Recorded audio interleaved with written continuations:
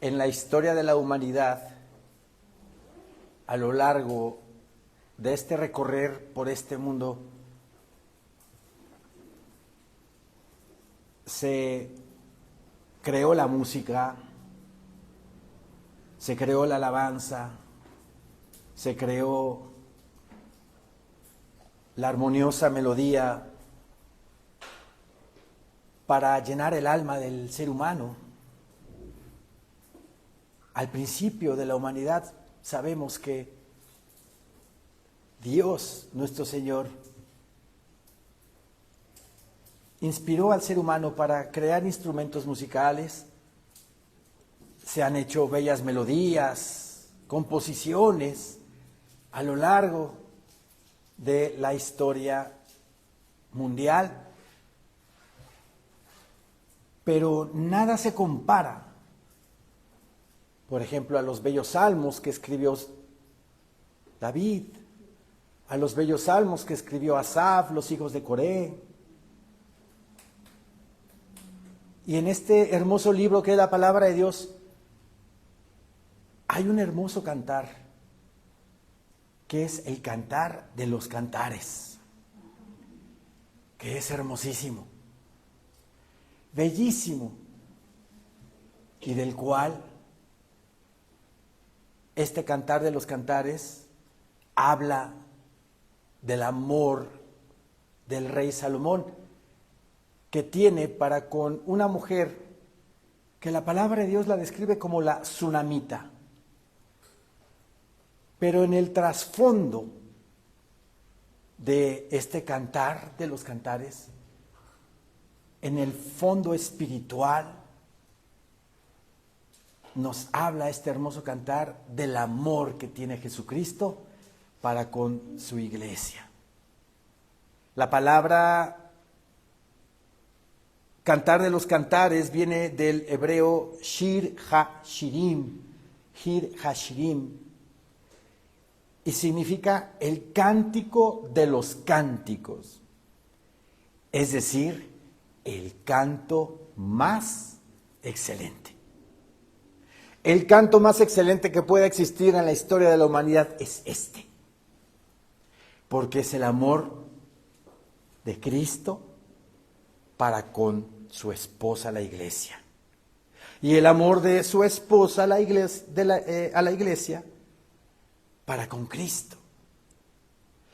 Estudiando esta palabra, este hermoso libro o este hermoso canto, vemos ahí una profundidad espiritual que nos llena el alma, nos llena el corazón de Dios mismo. La palabra de hoy la tenemos en Cantar de los Cantares, capítulo 2, versículo 16.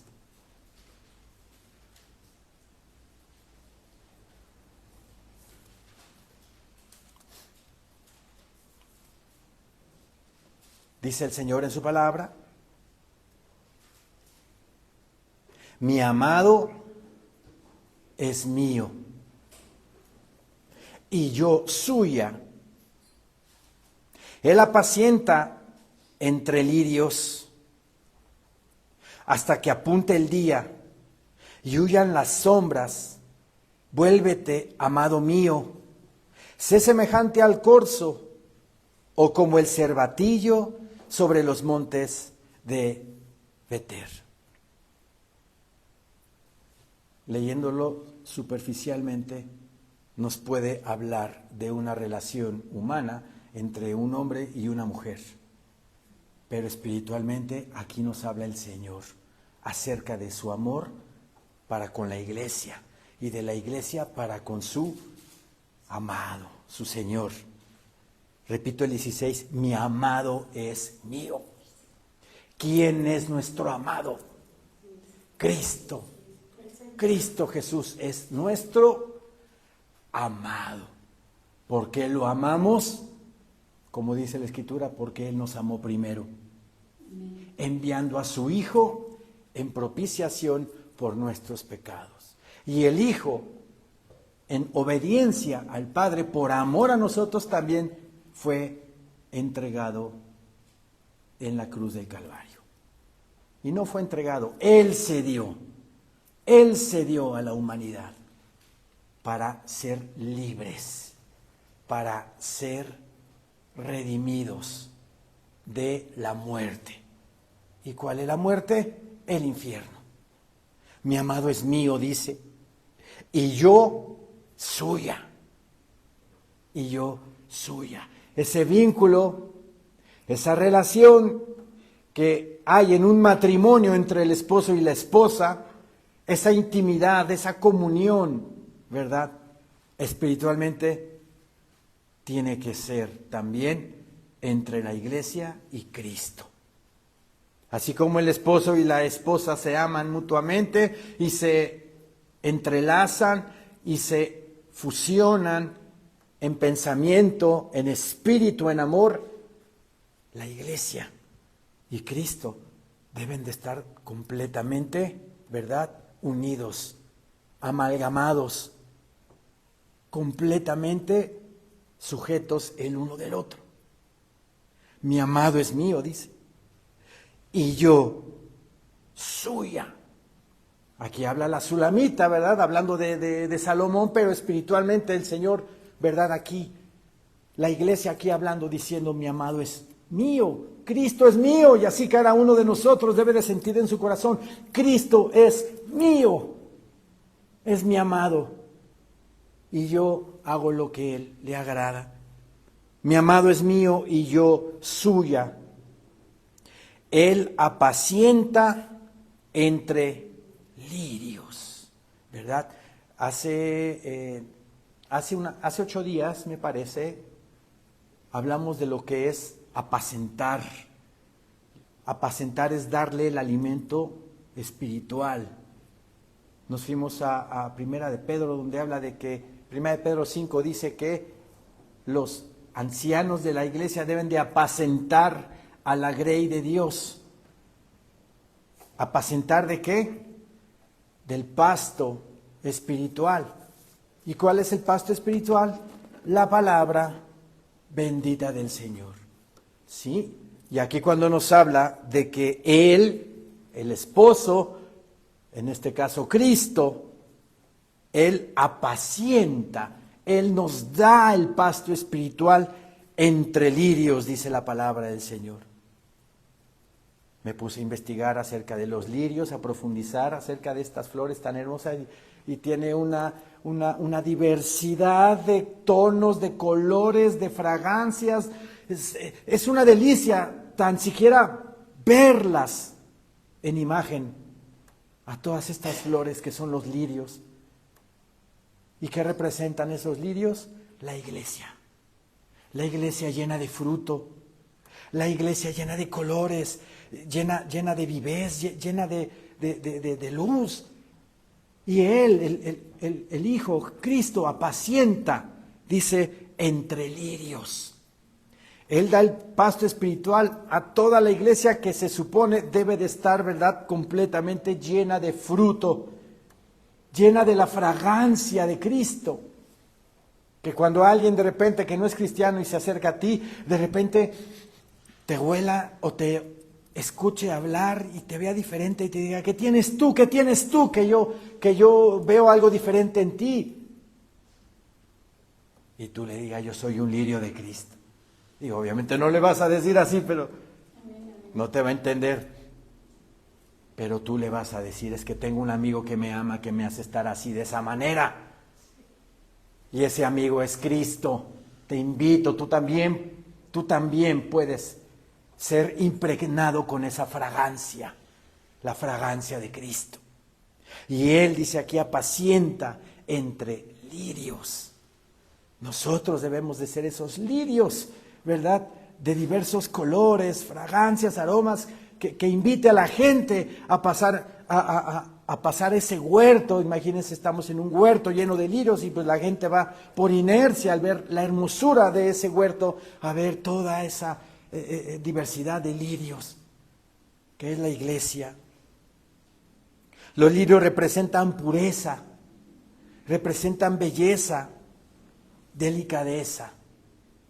Entonces, cuando aquí el versículo nos habla de que Él apacienta entre lirios, significa que el amado, o sea Cristo, pastorea y cuida a su pueblo con pureza, en pureza, amor y deleite. Y como en un huerto lleno de flores. ¿Y eso qué nos hace sentir a nosotros? Seguridad, paz, alegría, porque sabemos que diariamente el Señor está trabajando con nosotros. Y que el Señor pone sus ojos diariamente en nosotros para cuidarnos, protegernos, alentarnos. Dice el versículo 17, hasta que apunte el día y huyan las sombras. O sea que Cristo Jesús va a apacentar la iglesia, ¿verdad?, entre lirios hasta que apunte el día. ¿Qué significa eso? ¿De qué día está hablando aquí la palabra? El arrebatamiento de la iglesia. Cristo Jesús no va a dejar de apacentar a los lirios hasta que Él venga por su iglesia y seamos arrebatados de este mundo. Hasta que apunte el día, dice, y huyan las sombras. ¿Cuáles son esas sombras? El pecado, las tinieblas, la inmundicia de este mundo que cada día más se incrementa, que cada día más se agudiza. La gente cada día está teniendo menos paciencia. Menos paciencia. Hay más intolerancia, hay más egoísmo. Pero el Señor nos guarda, el Señor nos cuida y el Señor nos manda a dar buen testimonio y predicar la bendita palabra del Señor. Mi amado es mío y yo suya, Él apacienta entre lirios hasta que apunte el día y huyan las sombras. Y huyan las sombras. En Proverbios 4, está aquí atrasito, es el libro anterior.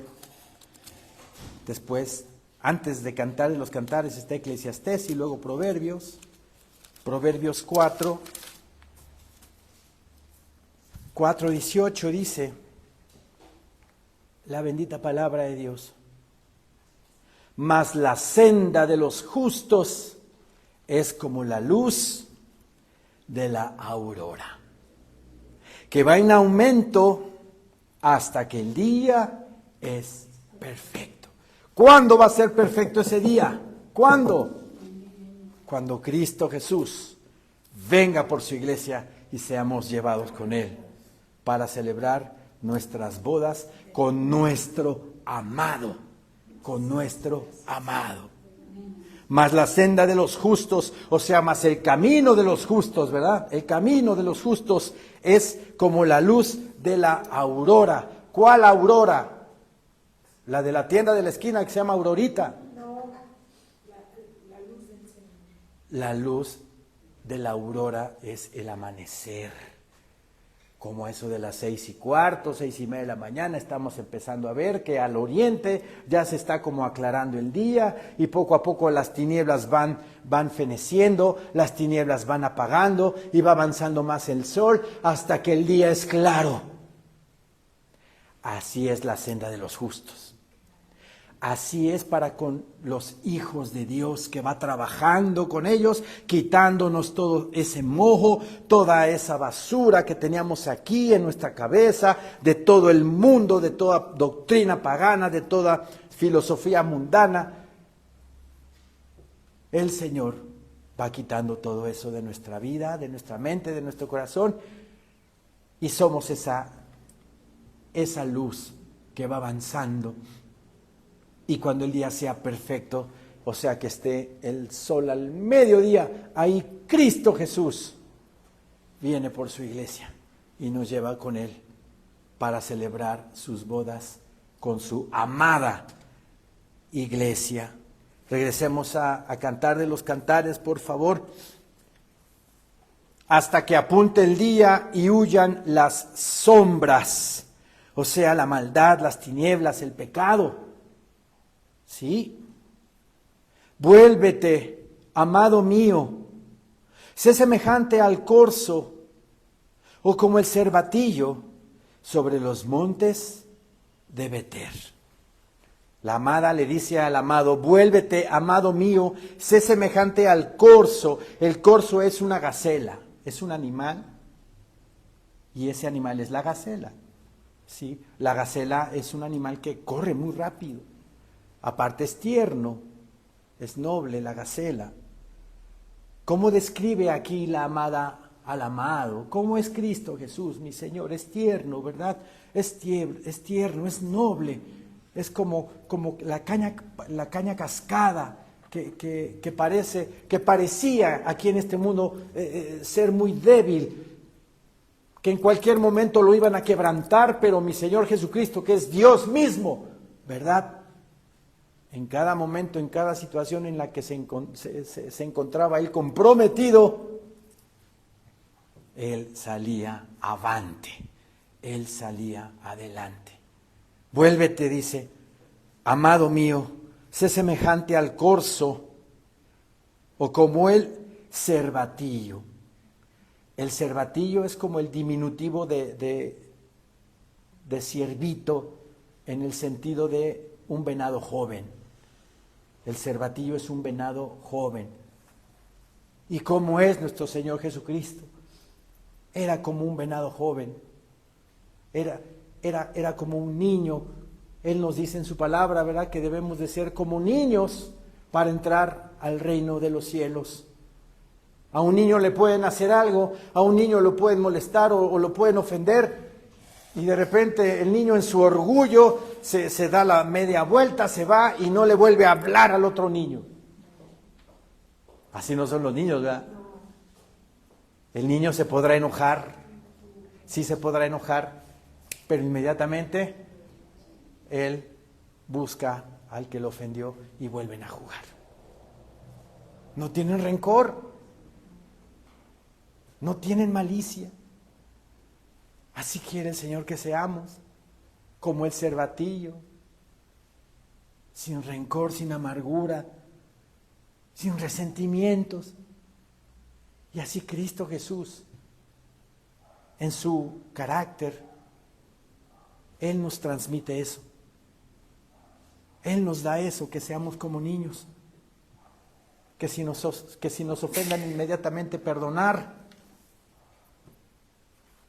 que si nos dicen algo que no nos gustó, lo toleramos, porque sé que tú piensas diferente que yo. Y no querer convencer a la otra persona de lo que yo pienso. Porque hay gente que sí quiere, es más, quiere que su cerebro se le ponga al cerebro del otro para que piense igual que tú. No puede ser eso.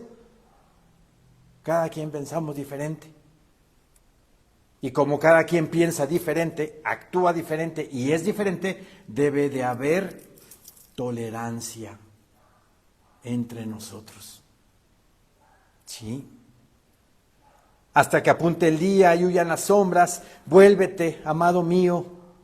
Sé semejante al corzo, como gacela, le dice la amada al esposo. Sé semejante al corzo, o sea, rápido ven por tu iglesia, Señor. Como una gacela que corre.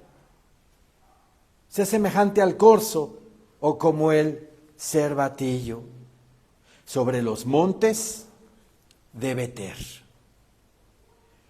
La palabra Beter, los montes de Beter, la palabra Beter viene del hebreo Beter y significa separación. O sea que cuando Cristo Jesús va a venir, venga por su iglesia, ¿verdad?, como gacela y como venado,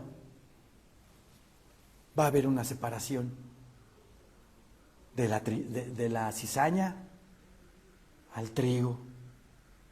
Como los montes de Beter que separan, así viene Cristo. Los que lo han recibido como su único Señor y suficiente Salvador de sus vidas, se van con Él. Pero los que no lo reciben y no creen en el Señor Jesús como el Hijo de Dios, como el Salvador del mundo, se van a quedar. Va a haber una separación. Y también sobre los que sí lo recibieron como Señor y Salvador, pero andan aquí y andan acá. O sea, un piecito en el mundo y un piecito con el Señor. Entonces, tenemos que decidirnos. Tenemos que decidirnos para que ese monte de Beter no nos separe y nosotros nos quedemos aquí en la tierra, sino que nos vayamos para siempre con nuestro esposo, con nuestro amado Señor Jesucristo. Capítulo 3, versículo 1 dice así: por las noches busqué en mi lecho al que ama mi alma. Lo busqué y no lo hallé. Y dije, me levantaré ahora y rodearé por la ciudad, por las calles y por las plazas. Buscaré al que ama mi alma. Lo busqué y no lo hallé.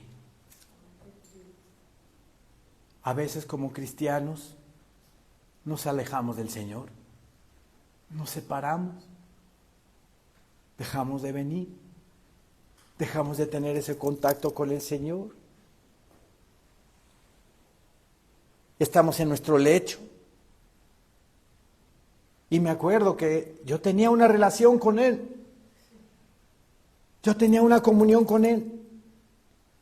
Pero me separé, me alejé. Yo aquí en mis notas escribí acerca de esto. Este es un ejemplo de cómo el creyente, bajo algún sentido de separación en Jesús, debe ir a buscarle. Cuando perdemos nuestro sentido de su presencia, ya no lo sentimos, ya perdimos ese contacto, dejamos de orar, dejamos de leer la Biblia, dejamos de cantar alabanzas. Sí, debemos buscarle con todo nuestro corazón. Y al encontrarle con una nueva devoción, tiene que ser nueva la devoción cuando lo encontramos. Vuélvete a tu primer amor, le dice mi Señor Jesucristo a la iglesia de Éfeso.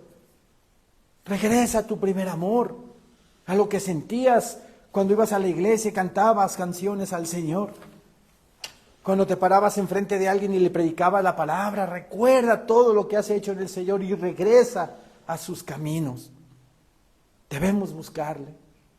Y al encontrarle con una nueva devoción, debemos asirnos de Él y rehusarnos a soltarle.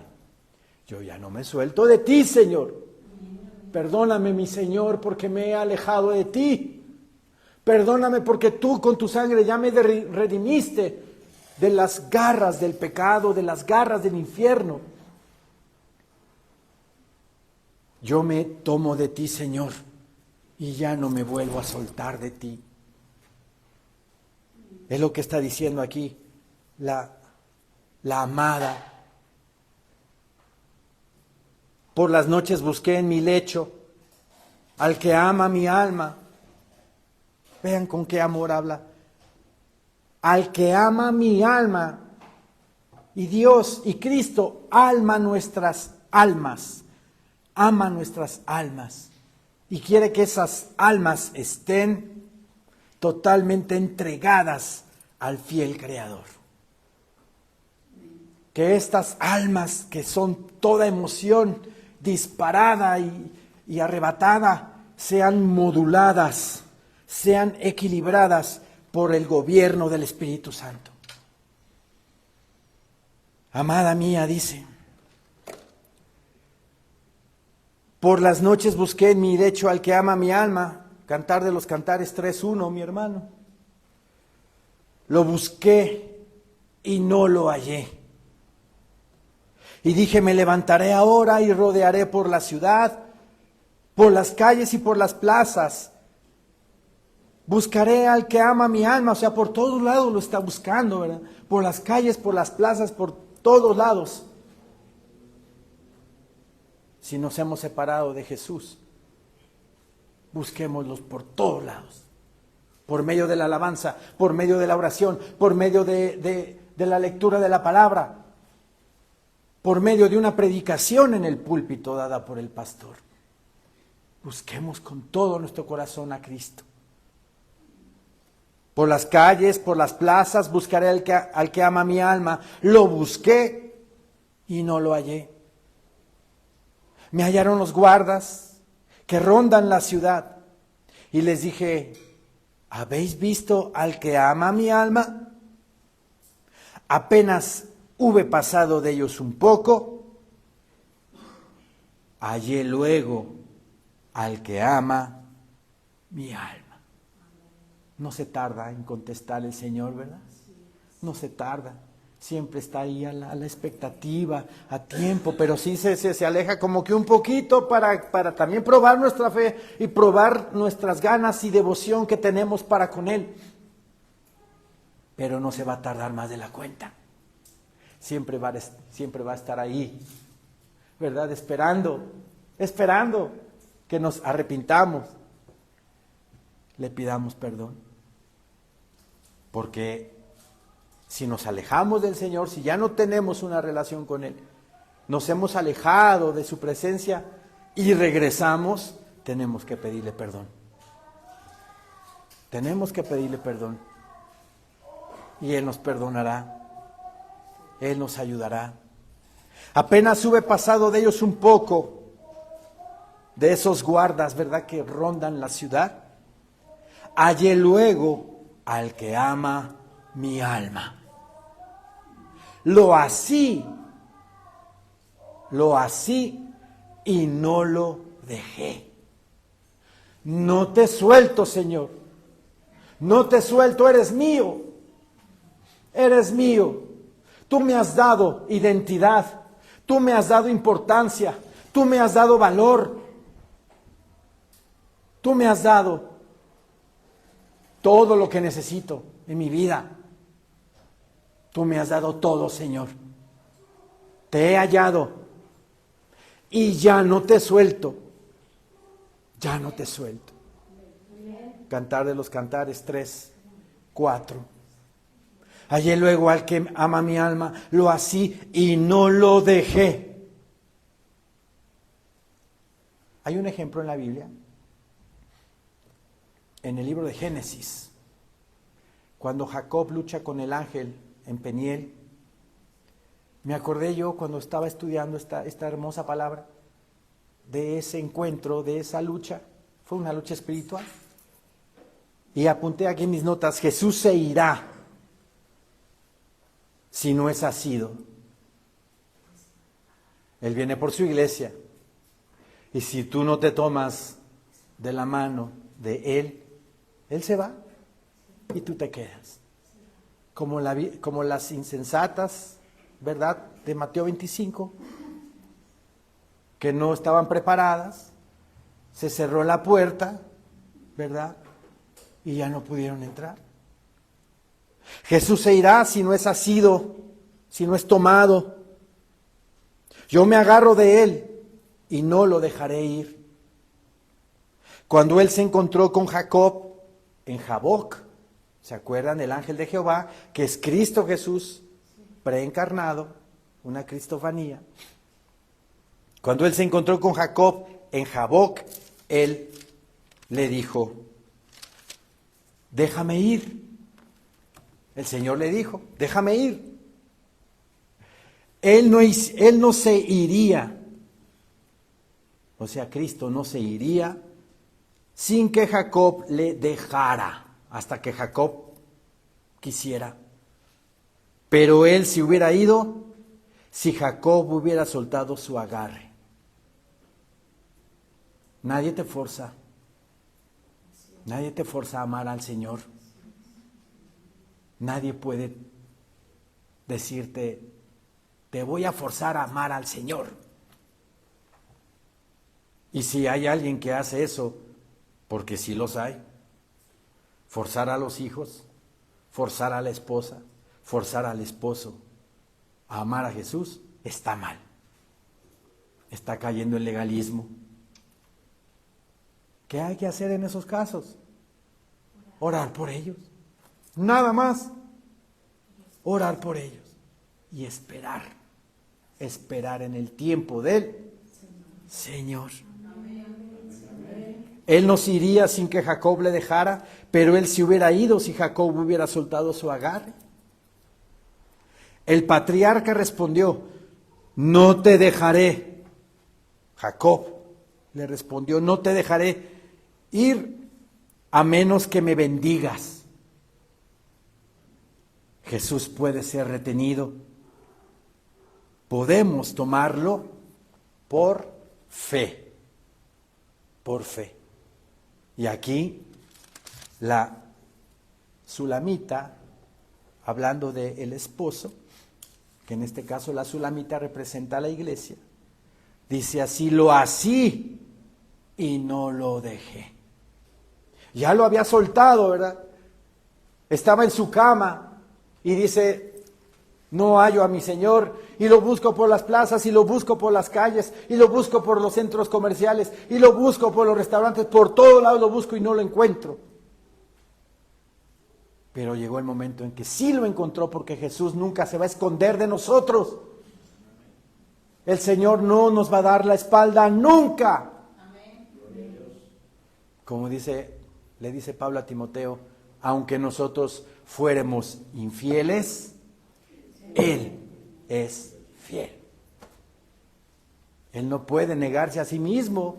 Está en su naturaleza de Dios ser misericordioso, lento para la ira y grande en misericordia. Es su naturaleza. Qué hermoso carácter de Dios tenemos. Qué hermoso carácter tiene Dios. Debemos de conocerlo. Él es así. Él no se va a negar a sí mismo, ni nos va a dar la espalda. Lo así no lo dejé hasta que lo metí en casa de mi madre y en la cámara de la que me dio a luz. Pongan atención en esta parte. Repito el 4. Apenas hube pasado de ellos un poco, andaba buscando al Señor, hallé luego al que ama mi alma, lo así y no lo dejé hasta que lo metí en casa de mi madre. ¿Qué significa esto de que hasta que lo metí en casa de mi madre? ¿Sabían ustedes que aparte de nuestra madre física tenemos otra mamá, otra madre espiritual? Vamos a Gálatas 4, por favor.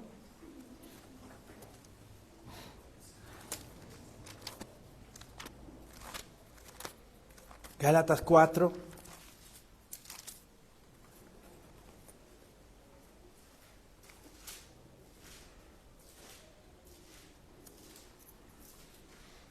En Gálatas 4, versículo 26, nos dice la palabra del Señor. Pongo en contexto para que se entienda mejor. Pablo presenta una alegoría de Sara y Agar. ¿Quién es Agar? Es la sierva de Sara, egipcia, ¿verdad? De la cual también tuvo un hijo con Abraham, pero ese hijo fue hijo de la esclava. Y Sara tuvo un hijo de Abraham, que es Isaac, y ese hijo es el hijo de la promesa. ¿Cuál promesa? De la redención. La promesa de la redención al mundo entero por medio del linaje, ¿verdad? De Abraham, Isaac, Jacob, los 12 patriarcas, Judá, David, Salomón, Cristo. Entonces aquí hace una alegoría entre las dos mujeres. Agar pertenecía a la Jerusalén terrenal, porque la Jerusalén terrenal se basaba en la ley, sujeta a rituales, sujeta a religión. Pero Sara, ¿verdad? Los descendientes de Sara, que son de los hijos de la promesa, son descendientes de la Jerusalén espiritual, la de arriba. Y aquí en el versículo 26 dice, mas la Jerusalén de arriba, la cual es madre de todos nosotros, ¿sí? Es libre. Es libre. Porque está escrito, regocíjate, oh estéril, tú que no das a luz. Prorrumpe en júbilo y clama, tú que no tienes dolores de parto, porque más son los hijos de la desolada que de la que tiene marido.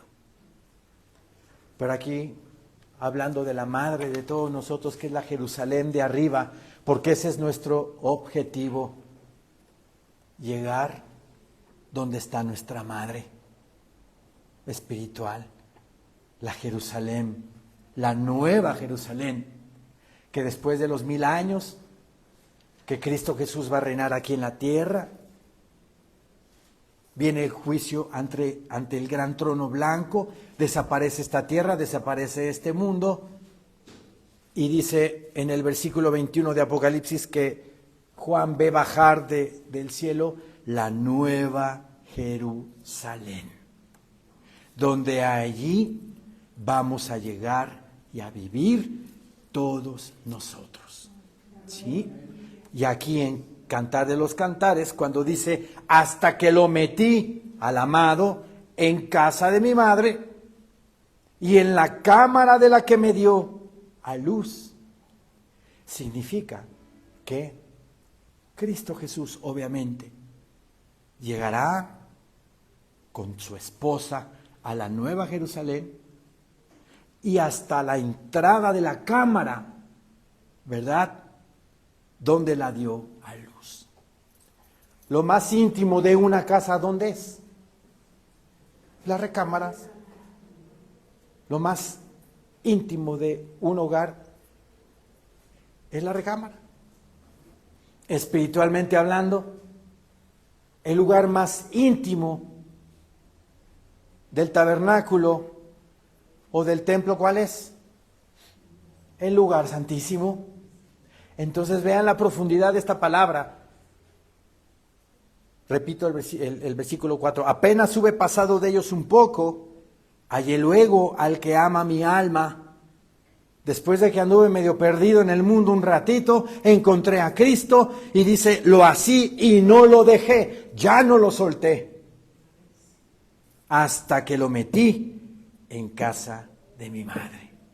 O sea, hasta que llegamos a la Nueva Jerusalén. Ya no lo solté. Hasta que fui redimido, fui rescatado de este mundo y estoy viviendo con Él en la Nueva Jerusalén.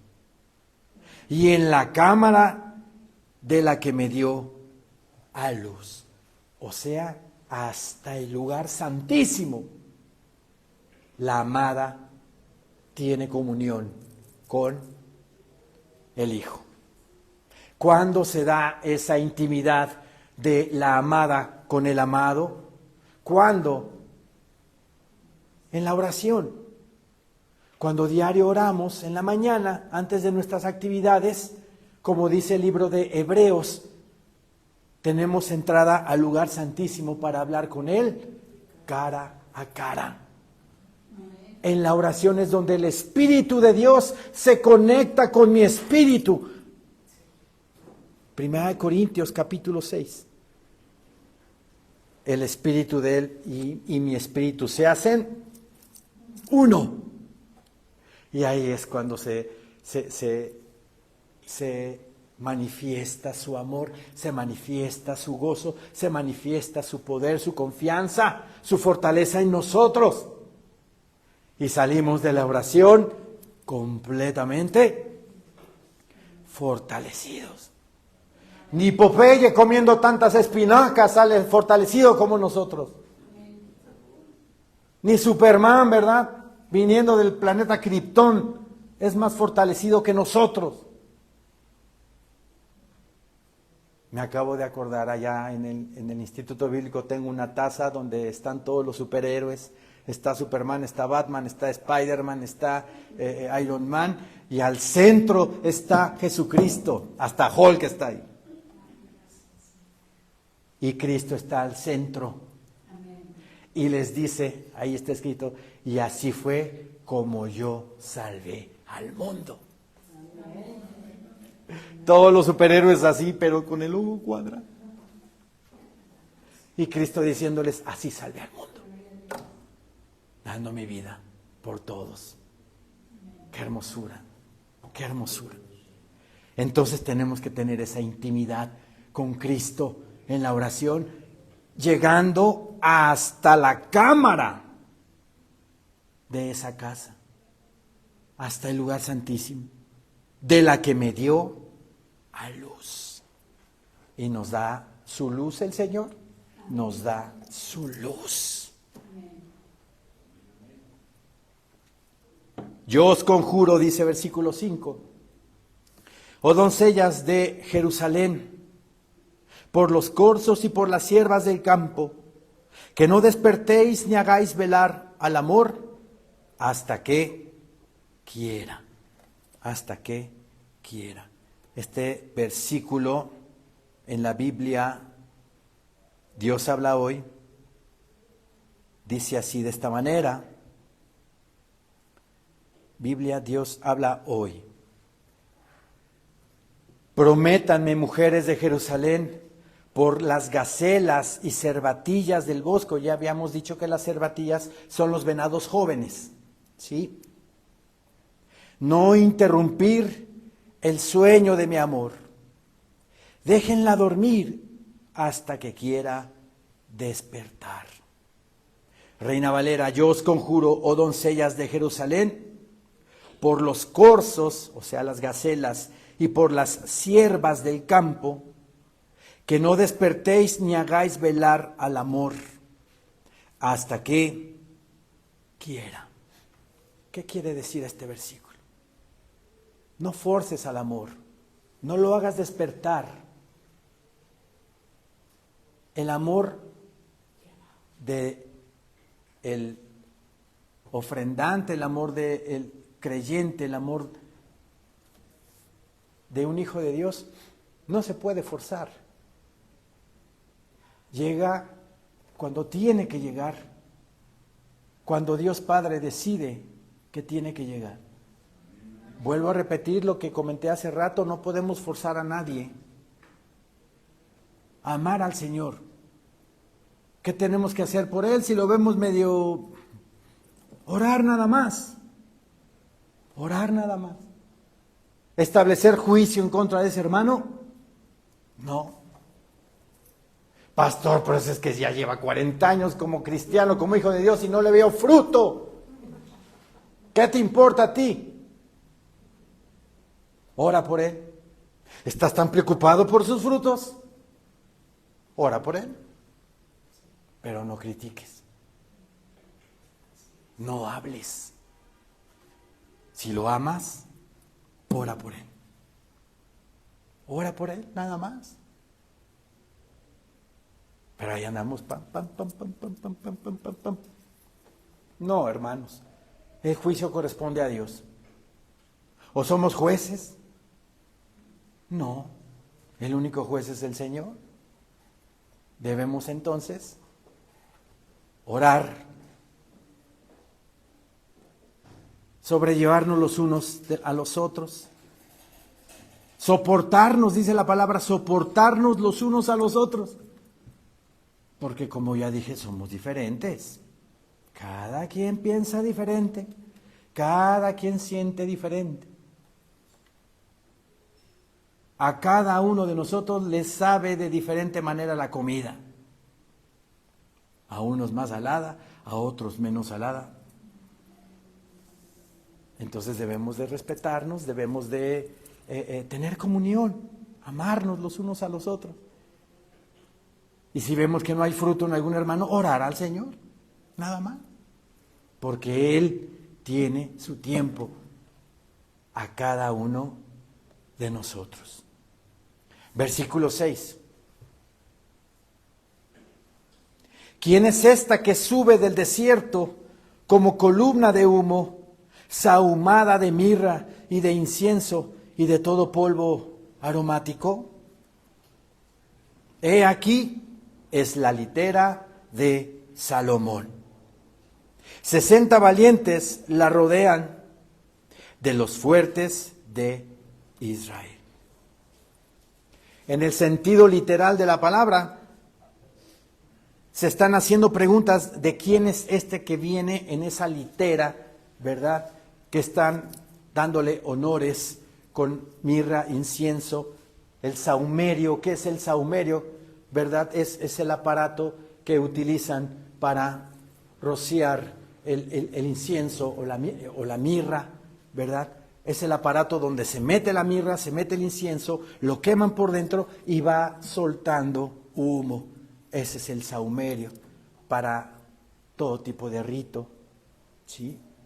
En el sentido literal, viene avanzando Salomón con una corte, ¿verdad?, de 60 varones y haciéndole honores con sahumerio de mirra, de incienso.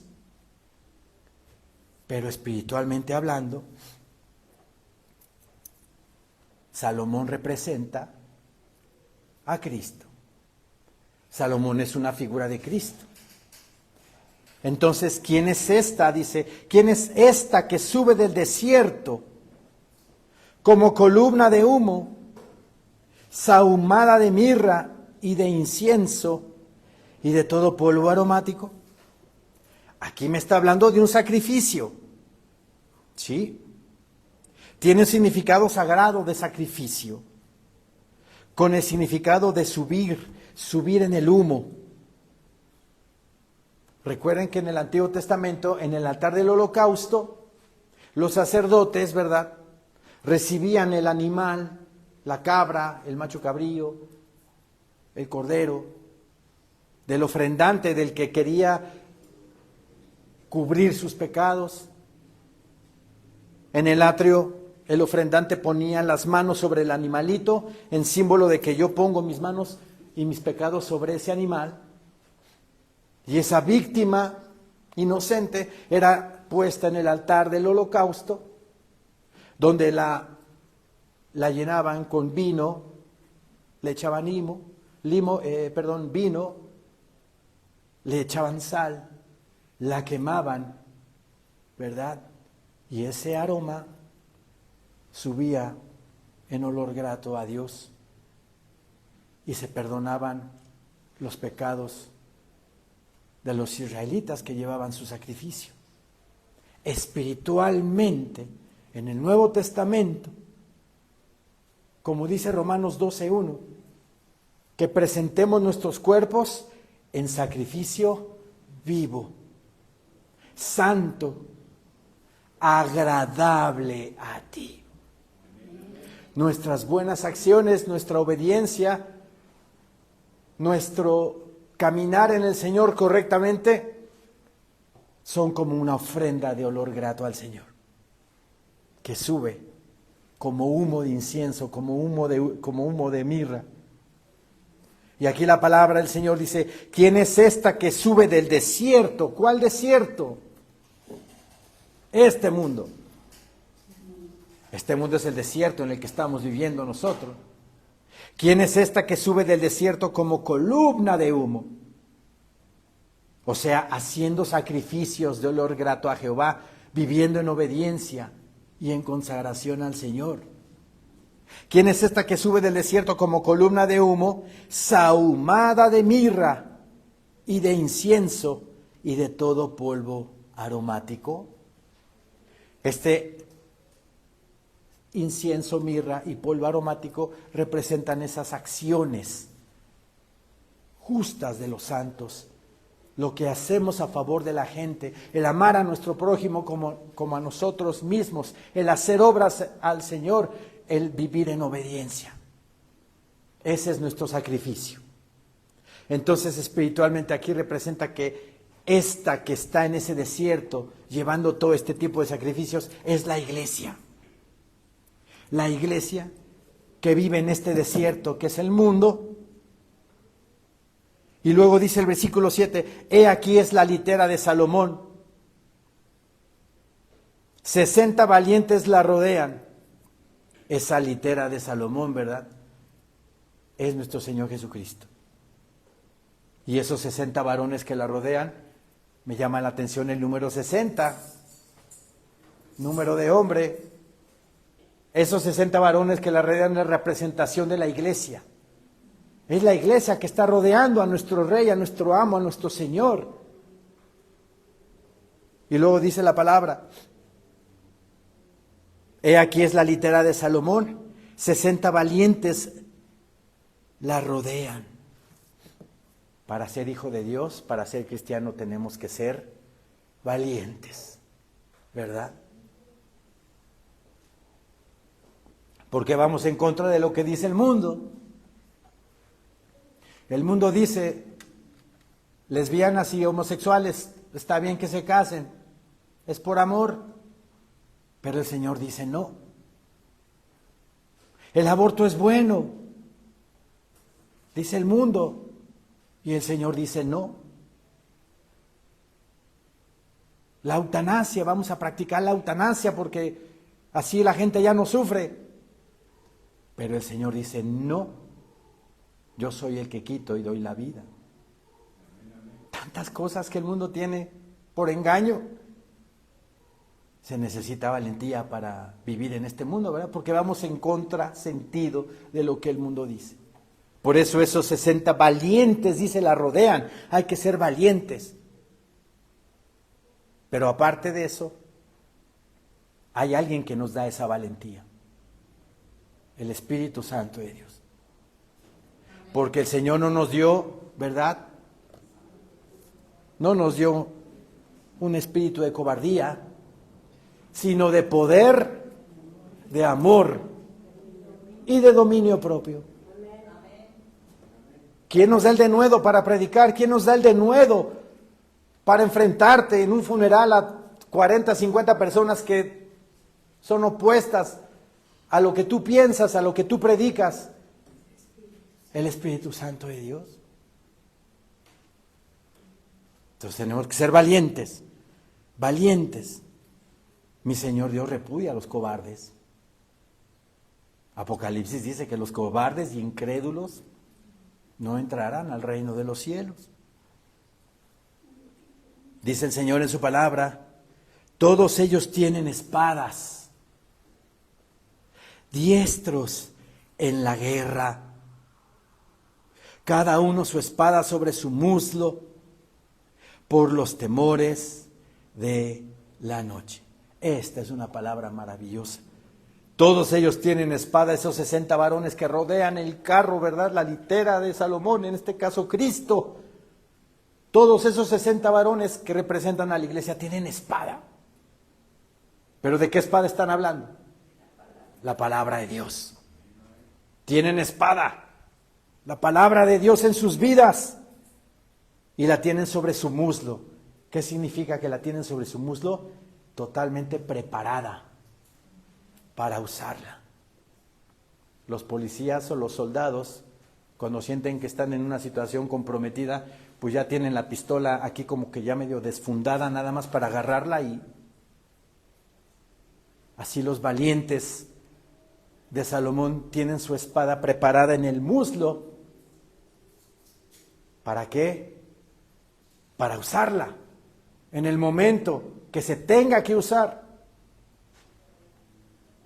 Cada uno su espada sobre su muslo, por los temores de la noche. ¿Qué representa la noche? Tinieblas, pecado, sobre todo pecado. En la noche es cuando se hacen las cosas más ruines, ¿verdad? Porque está oscuro, nadie los ve, nadie los puede delatar, y la gente en sus conciencias sabe que en la noche, según ellos, nadie los ve, pero sí hay uno que los ve. Nuestro Señor, bendito y santo. Entonces, ¿qué significa este versículo? Que nosotros debemos de tener nuestra espada siempre preparada.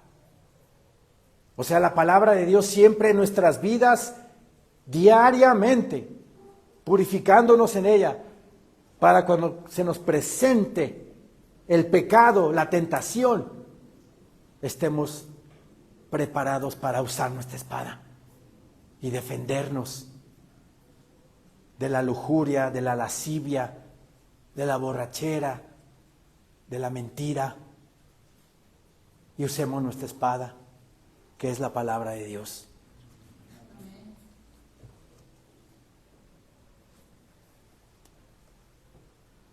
Dice la palabra del Señor en el versículo 9. El rey Salomón se hizo una carroza. Esa carroza representa a la iglesia. Salomón es una figura de Cristo, entonces Cristo Jesús con su muerte y su resurrección se hizo de una esposa. Se hizo de su iglesia, que somos nosotros. El rey Salomón se hizo una carroza de madera del Líbano. De madera del Líbano. Yo aquí apunté en mis notas acerca de la madera del Líbano.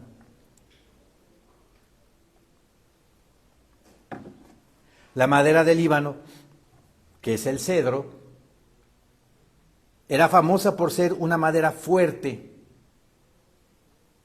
aromática, resistente, bella. Es muy bella la madera de cedro.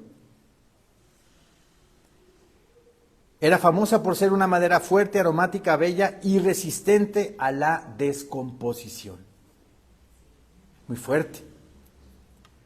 Esa descomposición puede ser representado por el pecado. Espiritualmente representa grandeza y majestad. Eso nos lo dice Ezequiel 31, del 3 al 7. Justicia y prosperidad. Nos lo dice ahí Salmos 92, 12. Y belleza espiritual, Oseas 14, 6. No vamos a ir a esos versículos porque el tiempo apremia, ¿verdad? Pero tomen nota y está el video grabándose para que comprueben lo que la madera del Líbano representa en la Biblia, en la palabra del Señor. El cedro del Líbano en la Biblia era símbolo de fuerza, pureza y permanencia. Así es la iglesia. Así debe de ser la iglesia. Fuerte, pura y permanente. Que no de repente estoy un día sí y de repente un día no. Que nos vamos por una temporadita, por ahí echarnos una nadadita y luego regreso otra vez. Debemos de ser permanentes, permanentes en el Señor. Entonces, el versículo 9 dice, el rey Salomón se hizo una carroza de madera del Líbano. ¿Qué quiere decir? Que se hizo de una esposa pura, fuerte, permanente, bella y resistente a la descomposición. Mencioné al pecado, ¿verdad? En esta descomposición, entonces, ¿a qué se refiere?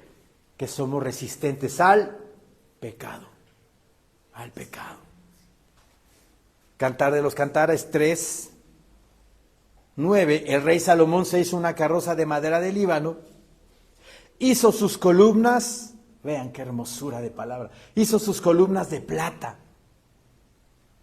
su respaldo de oro, su asiento de grana, su interior recamado de amor por las doncellas de Jerusalén. ¿Se dan cuenta de ese hermoso, verdad? Hermosa carroza, pero tiene un sentido espiritual tremendo. Vamos a profundizar. El rey Salomón se hizo de una carroza de madera de Líbano, que es la iglesia resistente, pura, ¿verdad? Hizo sus columnas de plata. La plata en la palabra del Señor, ¿qué representa? Redención, recuérdenlo, rescate. Ahora que estamos en el Instituto Bíblico viendo el tabernáculo, ahí lo he estado repitiendo bastantes veces. El capitel de plata que sostiene la columna de todo el atrio del tabernáculo representa la redención del ser humano. Entonces esta carroza que tiene columnas de plata representan la redención, el rescate por nuestras almas. Su respaldo de oro, porque de oro, ¿qué representa el oro en la palabra del Señor? La realeza del Señor. Su asiento de grana, color rojo, el sacrificio de Cristo por nuestros pecados. Su interior recamado de amor por las doncellas de Jerusalén. Ahora, yo les comento que en esta carroza, que ya fue redimida por las columnas de plata, y al ser redimidos por las columnas de plata, nuestro Señor, ¿verdad?, nos va o nos constituye como reales sacerdotes, porque su respaldo en donde se recarga está hecho de oro. Entonces nuestro Señor nos redime con esas columnas de plata, y al redimirnos con esas columnas de plata nos hace reales sacerdotes. Mis hermanos, somos de la realeza. Somos de la realeza. Y a veces andamos así. No, hermanos, somos reales sacerdotes. Vean qué titulazo tenemos. Ahí de repente quieren andar trabajando en el gobierno. Yo quiero saludar al presidente. ¿Qué presidente ni qué 8 cuartos? Somos reales sacerdotes de Dios. Deben de creérselo. Eso somos. Somos de la realeza. Nada más no me anden presumiendo eso. Se les vaya a subir. No, somos reales sacerdotes. El Señor ya nos los dio, ya nos constituyó como sus sacerdotes reales. Eso representa el respaldo de oro por el sacrificio de Cristo, que es su asiento de grana, color rojo. Ahora, el interior de esa carroza, imagínense esa carroza preciosa, su interior recamado de amor.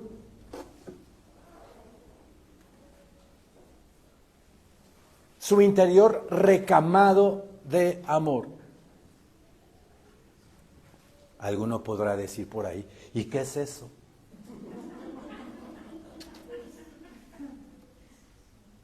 La palabra recamado también lo habla mucho el libro de Éxodo, cuando mi Señor le dice a Moisés que la tela de lino fino tiene que ser intercalada con el azul, púrpura y carmesí, obra de recamador, dice. Un recamador es alguien que trabaja el hilo de forma artesanal.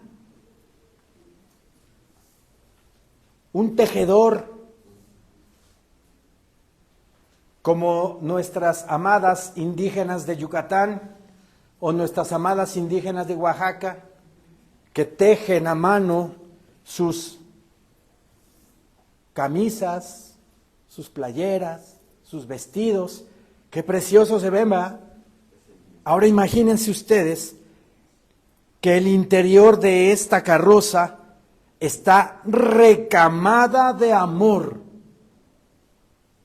llena de adornos dedicados de amor.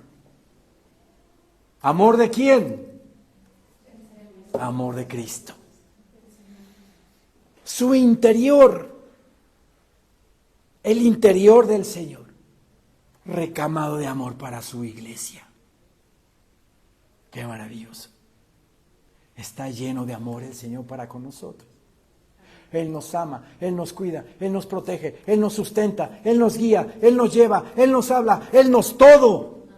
Él nos todo, mis hermanos.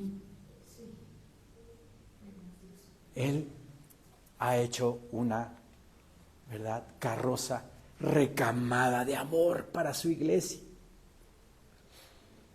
¿Qué tenemos que hacer nosotros? Entregarnos con todo nuestro corazón a Él. Por ese interior recamado de amor. ¿Sí? Hizo sus columnas de plata, su respaldo de oro, su asiento de grana, su interior recamado de amor, por las doncellas de Jerusalén.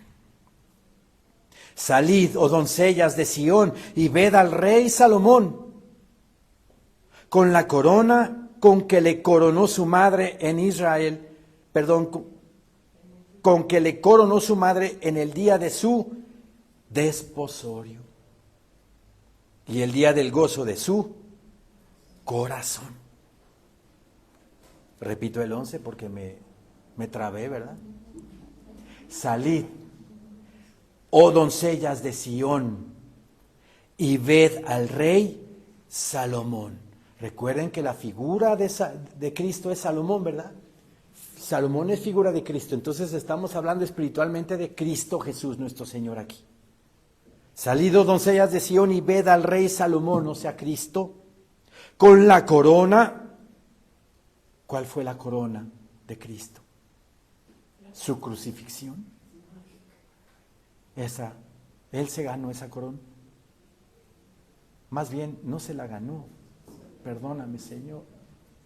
A él se le dio esa corona que le correspondía a nosotros. Hay 5 coronas incorruptibles de gloria aquí en la palabra, que cada uno, según la obra que hagamos, según lo que hagamos en este mundo, se nos va a dar a nosotros. Para que al darnos esa corona, al momento de la entronización de Cristo, nosotros se las vamos a aventar a Él. ¿De quién es la obra? ¿Quién nos impulsó? ¿Quién puso en nosotros tanto el querer como el hacer por su bendita voluntad? El Señor. Vamos a ganar esas coronas, pero nosotros en su entronización se las vamos a aventar al Rey de Reyes y Señor de Señores, nuestro Señor Jesucristo.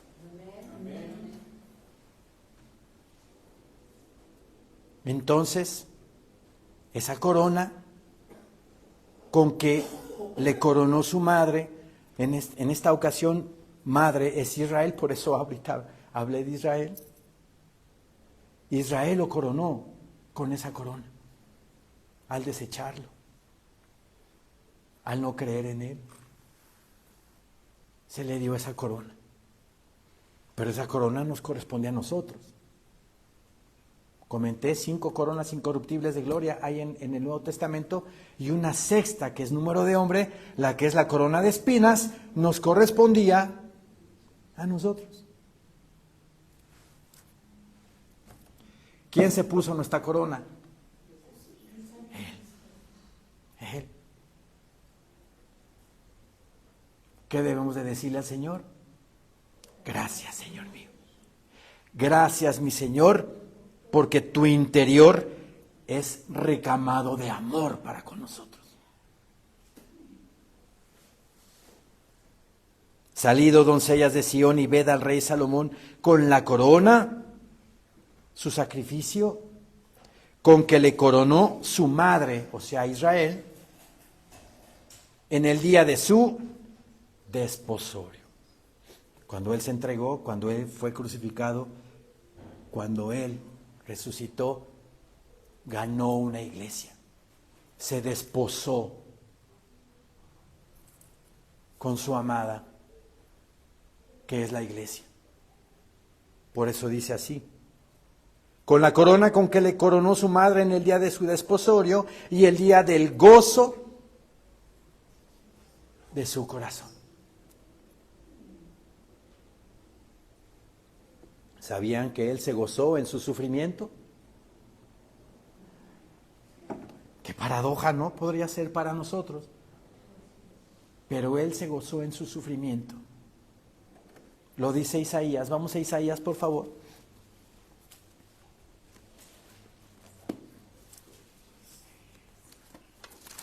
Isaías 53.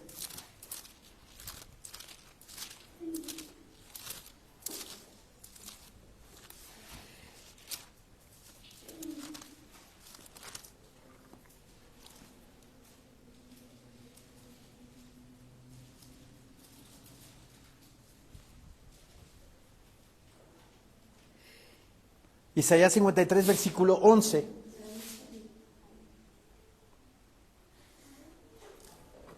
Amén, hermanos. Isaías 53, 11 dice, verá el fruto de la aflicción de su alma y quedará satisfecho. Él verá el fruto de la aflicción de su alma. Isaías 53, 11. Verá el fruto de la aflicción de su alma y quedará satisfecho. ¿Qué dijo el Señor? Al ver el fruto de su sufrimiento, ¿cuál es el fruto de su sufrimiento? Nosotros. Pero nosotros con fruto. Yo llegué a Cristo y todavía tomaba, todavía mentía, todavía fumaba, todavía. Pero poco a poco, ¿verdad? Poco a poco el Señor va restaurando, ¿verdad?, nuestra vida y se va formando el fruto. Éramos plantas, éramos árboles con puras hojas, pero de repente ahí va brotando el vástago, va brotando y con el fruto saliendo. Entonces el Señor va a ver ese fruto en nosotros y queda satisfecho. Valió la pena el amor tan grande. Porque de tal manera amó Dios al mundo que ha dado a su Hijo unigénito, para que todo aquel que en él cree no se pierda, mas tenga vida eterna. Porque Dios no envió a su Hijo al mundo para condenar al mundo, sino para que el mundo sea salvo por él. El que en él cree no es condenado. El que en él cree no es condenado. Pero el que no cree ya ha sido condenado. O sea que el mundo está condenado. El que no cree ya ha sido condenado porque no ha creído en el nombre del unigénito Hijo de Dios. Entonces Cristo, al ver el fruto de su aflicción, quedó satisfecho. ¡Qué hermosura! Ese es amor ágape, amor incondicional. ¿Verdad? Una actitud de hacerte el bien sin esperar yo nada a cambio. Porque a veces tenemos amor condicional de que de repente, ay, es que el hermanito da buenos regalos, entonces yo le voy a regalar para que me regale a mí. Ese no es amor.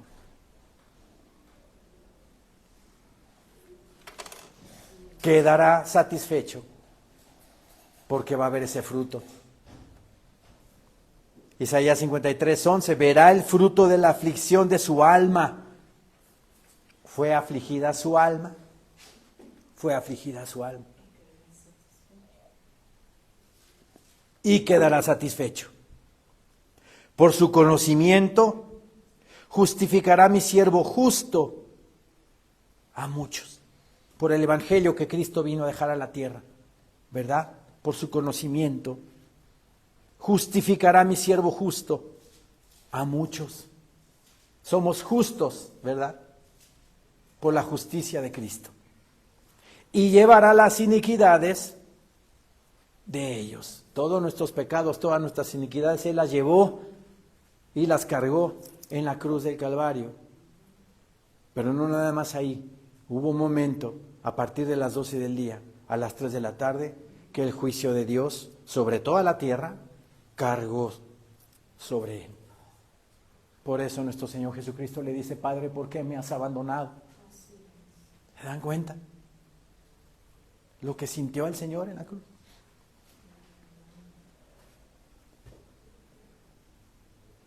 Cantar de los Cantares 3:11, salid, oh doncellas de Sión, y ved al rey Salomón, con la corona con que le coronó su madre en Israel en el día de su desposorio. Y el día del gozo de su corazón. Ganó una iglesia, tiene una esposa, está preparando ahorita lugar para nosotros, para que donde Él está nosotros también estemos. ¿Sí? Por el gran amor que Dios Padre nos tiene, mandando a su Hijo para ser librados de la muerte. Ya no sufriremos muerte. Pastor, pero todos nos vamos a morir. Pero es que para nosotros no es muerte. Es que eso debemos de entenderlo aquí en nuestra cabeza. No es muerte. Muerte es para los que no conocen a Cristo. La muerte representa el infierno. Pero los que somos de Cristo, ¿verdad? Pasaremos a morar con el Señor. En otra dimensión. Pero ya no vamos a morir. El cristiano no muere. El cristiano cambia de dimensión y se va al seno del Padre, a descansar de sus obras. Para terminar, vamos a Apocalipsis 19, por favor.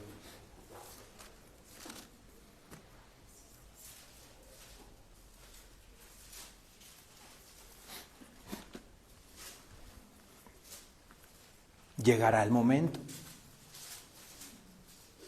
Esperémoslo con ansias, esperémoslo con regocijo, con alegría, visualicémoslo, palpémoslo con todo nuestro corazón. Apocalipsis 19:7 dice: gocémonos y alegrémonos y démosle gloria, porque han llegado las bodas del Cordero y su esposa, la amada, ¿verdad? La esposa de la cual está hablando en Cantar de los Cantares, y su esposa se está preparando. Nadie me reclama. Se ha preparado. Seamos de las mujeres sensatas, ¿verdad? De Mateo 25. Que nos estamos preparando. Pero que cuando vengan ya las bodas ya estamos preparados, ¿verdad? Que no nos agarren con las prisas. Y ay, es que ya dejé las llaves, o ya dejé esto, ya dejé el otro. Que estemos plenamente, completamente preparados. Y su esposa se ha preparado, ya está lista.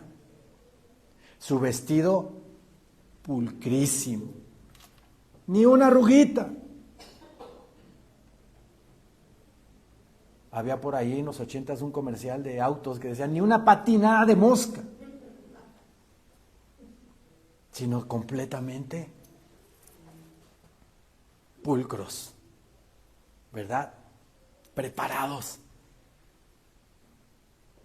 Y a ella se le ha concedido que se vista de lino fino. ¿Recuerdan los que van al Instituto Bíblico cómo se prepara el lino torcido? 6 hebras de lino intercaladas una de la otra con las demás azul, púrpura y carmesí. ¿Pero qué representa el lino torcido? Que tu humanidad la estás torciendo a la voluntad del Señor. Ese es el lino torcido. Ese es el lino torcido. Y a ella se le ha concedido que se vista de lino fino. Se supone que ya se torció ese lino, ¿verdad? Limpio y resplandeciente, porque el lino fino es las acciones justas de los santos. Las acciones justas de los santos. Amén, hermanos. Levantémonos, por favor.